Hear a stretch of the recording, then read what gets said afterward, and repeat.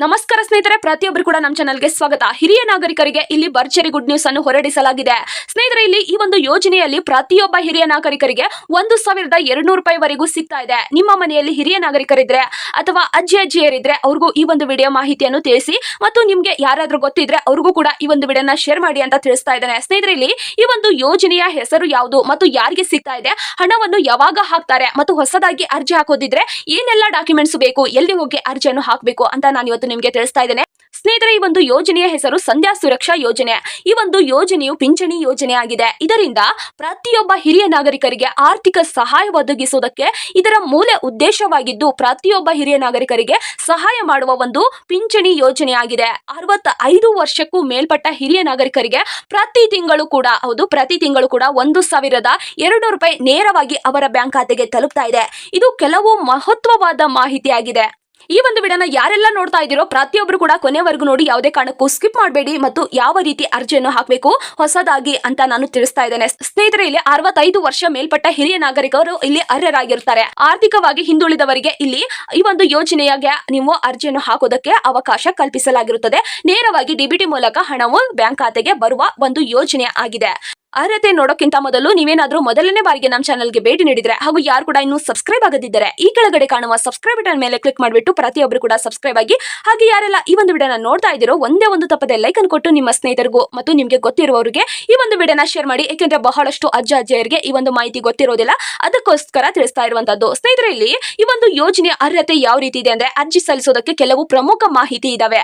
ವಯಸ್ಸು ಕನಿಷ್ಠ 65 ವರ್ಷ ಆಗಿರ್ಲೇಬೇಕು ಅಂತ ಕೂಡ ತಿಳಿಸಲಾಗಿದೆ. ಹೌದು, ಕನಿಷ್ಠ 65 ವರ್ಷ ಇರಲೇಬೇಕು. ಮತ್ತು ನಿವಾಸಿ ನೋಡೋದಾದ್ರೆ ಕರ್ನಾಟಕದ ರಾಜ್ಯದ ಕಡ್ಡಾಯ ನಿವಾಸಿ ಆಗಿರ್ಬೇಕು. ಆರ್ಥಿಕ ಸ್ಥಿತಿಯಲ್ಲಿ ಬಡತನ ರೇಖೆಗಿಂತ ಒಳಗಿರಬೇಕು. ಈಗಾಗಲೇ ಹಲವಾರು ಸರ್ಕಾರಿ ಪಿಂಚಣಿ ಪಡಿತಾ ಇರ್ತಾರಲ್ಲ, ಅವ್ರಿಗೆ ಈ ಒಂದು ಪಿಂಚಣಿ ಸಿಗೋದಿಲ್ಲ ಅಂತ ಕೂಡ ತಿಳಿಸಲಾಗಿದೆ. ಅಂದ್ರೆ ಇಲ್ಲಿ ಇಂದಿರಾ ಗಾಂಧಿ ರಾಷ್ಟ್ರೀಯ ವೃದ್ಧಾಪ್ಯ ಪಿಂಚಣಿ ಪಡೆಯುವವರಿಗೆ ಅಥವಾ ಯಾವುದೇ ಒಂದು ಪಿಂಚಣಿ ಪಡೆಯುವವರಿಗೆ ಇಲ್ಲಿ 2 ಪಿಂಚಣಿಯನ್ನು ಪಡೆಯೋದಕ್ಕೆ ಅವಕಾಶ ಇರೋದಿಲ್ಲ. ಯಾವುದೇ ಒಂದು ಪಿಂಚಣಿ ಆಗಿದ್ರು ಅದನ್ನು ಒಂದೇ ಮಾತ್ರ ಪಿಂಚಣಿ ಪಡೆಯುವುದಕ್ಕೆ ಇಲ್ಲಿ ಸಿಗುತ್ತದೆ. ಅದಕ್ಕೋಸ್ಕರ ಇಲ್ಲಿ ಸಂಧ್ಯಾ ಸುರಕ್ಷಾ ಯೋಜನೆಯಲ್ಲಿ ಸರ್ಕಾರದಿಂದ ಒಂದೇ ಯೋಜನೆಯನ್ನು ಪಡೆದುಕೊಳ್ಳೋದಕ್ಕೆ ಅವಕಾಶ ಇರುತ್ತದೆ. ನೀವು ಒಂದೇ ಯೋಜನೆ ಲಾಭವನ್ನು ಪಡೆದುಕೊಳ್ಳಬಹುದು. ಸ್ನೇಹಿತರೆ, ಇಲ್ಲಿ ಪಿಂಚಣಿ ಹಾಕುವುದು ಯಾವಾಗ ಹಾಕ್ತಾರೆ ಅಂತ ನೋಡೋದಾದ್ರೆ, ಹಣ ಜಮಾವಾಗುವ ಸಮಯ ಯಾವ ರೀತಿ ಇರುತ್ತದೆ ಅಂದ್ರೆ, ಸರ್ಕಾರದಿಂದ ಡಿಬಿಟಿ ಮೂಲಕ ಈ ಒಂದು ಹಣವು ವ್ಯವಸ್ಥಿತವಾಗಿ ಪ್ರತಿ ತಿಂಗಳು ನಿರ್ದಿಷ್ಟ ದಿನದಲ್ಲಿ 1,200 ರೂಪಾಯಿ ನೇರವಾಗಿ ಹಿರಿಯರ ಖಾತೆಗೆ ಜಮಾವಾಗುತ್ತದೆ. ಈ ಒಂದು ಹಣವನ್ನು ಯಾವ ರೀತಿ ಹಾಕ್ತಾರೆ ಅಂದ್ರೆ, ತಿಂಗಳ ಆರಂಭದಲ್ಲಾಗಿರ್ಬೋದು ಅಥವಾ ತಿಂಗಳ ಕೊನೆಯಲ್ಲಾಗಿರ್ಬೋದು ಈ ಒಂದು ಯೋಜನೆಯನ್ನು ಪ್ರತಿ ತಿಂಗಳಲ್ಲಿ ಹಾಕ್ತಾರೆ ಅಂತ ಕೂಡ ತಿಳಿಸಲಾಗಿದೆ. ಪಿಂಚಣಿ ಅಮೌಂಟ್ ಬಂದ ನಂತರ ನಿಮ್ಮ ಮೊಬೈಲ್ಗೆ SMS ಬರುತ್ತದೆ ಮತ್ತು ಬ್ಯಾಂಕ್ ಪಾಸ್ಬುಕ್ಗೆ ಈ ಒಂದು ಎಂಟ್ರಿ ಮಾಡಿಸಿಕೊಳ್ಳಿ ಅಂತ ನಾನು ತಿಳಿಸ್ತಾ ಇದ್ದೇನೆ. ಸ್ನೇಹಿತರೆ, ಇದಕ್ಕೆ ಏನೆಲ್ಲ ಡಾಕ್ಯುಮೆಂಟ್ಸ್ ಬೇಕು ಅಂತ ನೋಡೋದಾದ್ರೆ, ಅರ್ಜಿ ಹಾಕುವ ಮೊದಲು ಈ ಒಂದು ಡಾಕ್ಯುಮೆಂಟ್ಸ್ ಅನ್ನು ನೀವು ಸಿದ್ಧಪಡಿಸಿ. ಯಾವ ಡಾಕ್ಯುಮೆಂಟ್ಸ್ ಅಂದ್ರೆ, ನಿಮ್ಮ ಬಳಿ ಆಧಾರ್ ಕಾರ್ಡ್ ಇರಲೇಬೇಕು, ಬ್ಯಾಂಕ್ ಪಾಸ್ಬುಕ್ ಇರಬೇಕು ಮತ್ತು ರೇಷನ್ ಕಾರ್ಡ್ ಇರಬೇಕು. ಇತ್ತೀಚಿನ ಜಾತಿ ಆದಾಯ ಪ್ರಮಾಣ ಪತ್ರ ಕೂಡ ಬೇಕಾಗುತ್ತದೆ. ಪಾಸ್ಪೋರ್ಟ್ ಸೈಜಿನ ಫೋಟೋ ಮತ್ತು ಮೊಬೈಲ್ ನಂಬರ್. ಹೌದು, ಆಧಾರ್ ಕಾರ್ಡ್ ನಲ್ಲಿ ಯಾವ ಮೊಬೈಲ್ ನಂಬರ್ ಲಿಂಕ್ ಆಗಿರುತ್ತದೆಯೋ ಆ ಒಂದು ಮೊಬೈಲ್ ನಂಬರ್ ನಿಮ್ಮಲ್ಲಿ ಇರಬೇಕು ಅಂತ ಕೂಡ ತಿಳಿಸಲಾಗಿದೆ. ಸ್ನೇಹಿತರೆ, ನಿಮ್ಮ ಆಧಾರ್ ಲಿಂಕ್ ಇರುವ ಮೊಬೈಲ್ ನಂಬರ್ ಆಗಿರಬೇಕು ಮತ್ತು ಬ್ಯಾಂಕ್ ಖಾತೆಗೆ ಮೊಬೈಲ್ ನಂಬರ್ ಕೂಡ ಲಿಂಕ್ ಮಾಡಿಸಬೇಕು ಮತ್ತು ನಿಮ್ಮ ಆಧಾರ್ ನಂಬರ್ ಕೂಡ ಲಿಂಕ್ ಆಗಿರಬೇಕು. ಹಾಗಿದ್ರೆ ಮಾತ್ರ ಅರ್ಜಿ ಹಾಕೋದಕ್ಕೆ ನಿಮಗೆ ಸಹಾಯವಾಗುತ್ತದೆ. ಸ್ನೇಹಿತರೆ, ಇಲ್ಲಿ ಅರ್ಜಿಯನ್ನು ಯಾವ ರೀತಿ ಹಾಕಬೇಕು ಮತ್ತು ಎಲ್ಲಿ ಹಾಕಬೇಕು ಅಂತ ನೋಡೋದಾದ್ರೆ, ಈ ಒಂದು ವಿಡಿಯೋ ತುಂಬಾ ಇಂಪಾರ್ಟೆಂಟ್ ಆಗಿದೆ. ಪ್ರತಿಯೊಬ್ಬರು ಕೂಡ ಕೊನೆವರೆಗೂ ನೋಡಿ. ಈ ಒಂದು ಯೋಜನೆಯನ್ನು ಆನ್ಲೈನ್ ಮೂಲಕ ಅರ್ಜಿಯನ್ನು ಹಾಕಿ.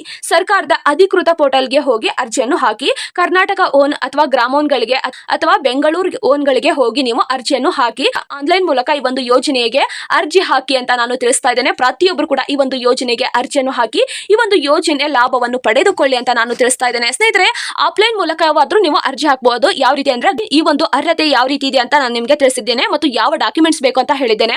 ಆ ಒಂದು ಡಾಕ್ಯುಮೆಂಟ್ಸ್ ಅನ್ನು ತೆಗೆದುಕೊಂಡು ನಾಡ ಕಚೇರಿಗೆ ಆದ್ರೂ ಹೋಗಿ ಅಥವಾ ಗ್ರಾಮ ಲೆಕ್ಕಾಧಿಕಾರಿ ಬಳಿಯೂ ಕೂಡ ಹೋಗಿ ಅರ್ಜಿಯನ್ನು ಹಾಕಿ ಅಂತ ನಾನು ತಿಳಿಸ್ತಾ ಇದ್ದೇನೆ. ಸ್ನೇಹಿತರೆ, ಇಲ್ಲಿ ಮುಖ್ಯ ಸಲಹೆ ಯಾವ ರೀತಿ ಇದೆ ಅಂದ್ರೆ, ಈ ಒಂದು ಅರ್ಜಿ ಹಾಕುವ ಮೊದಲು ಆಧಾರ್ ಕಾರ್ಡ್ ಬ್ಯಾಂಕ್ ಖಾತೆಗೆ ಲಿಂಕ್ ಆಗಿದೆಯಾ ಇಲ್ವಾ ಅಂತ ಕೂಡ ಚೆಕ್ ಮಾಡಿಸ್ಕೊಳ್ಳಿ ಮತ್ತು ಪ್ರತಿಯೊಂದು ಡಾಕ್ಯುಮೆಂಟ್ಸ್ ಸರಿಯಾಗಿದ್ದಾವ ಇಲ್ವಾ ಅಂತ ಕೂಡ ಚೆಕ್ ಮಾಡಿಸ್ಕೊಳ್ಳಿ. ಮತ್ತು ಒಂದು ಸಣ್ಣ ಅಕ್ಷರ ಕೂಡ ಮಿಸ್ಟೇಕ್ ಆಗಿರಬಾರ್ದು. ಪ್ರತಿಯೊಂದು ಡಾಕ್ಯುಮೆಂಟ್ಸ್ ಒರಿಜಿನಲ್ ಆಗಿರಬೇಕು ಅಂತ ಕೂಡ ತಿಳಿಸಲಾಗಿದೆ. ಸ್ನೇಹಿತರೆ, ಈ ಒಂದು ಮಾಹಿತಿ ನಿಮಗೆ ಉಪಯುಕ್ತವಾಗುತ್ತದೆ ಅಂತ ನಾನು ನಿಮಗೆ ವಿಡಿಯೋ ಮುಖಾಂತರ ತಿಳಿಸ್ತಾ ಇದ್ದೇನೆ. ಪ್ರತಿಯೊಬ್ಬರು ಕೂಡ ಈ ಒಂದು ಮಾಹಿತಿಯನ್ನು ಪಡೆದುಕೊಳ್ಳಿ ಮತ್ತು ಈ ಒಂದು ಯೋಜನೆ ಲಾಭವನ್ನು ಪಡೆದುಕೊಳ್ಳಿ.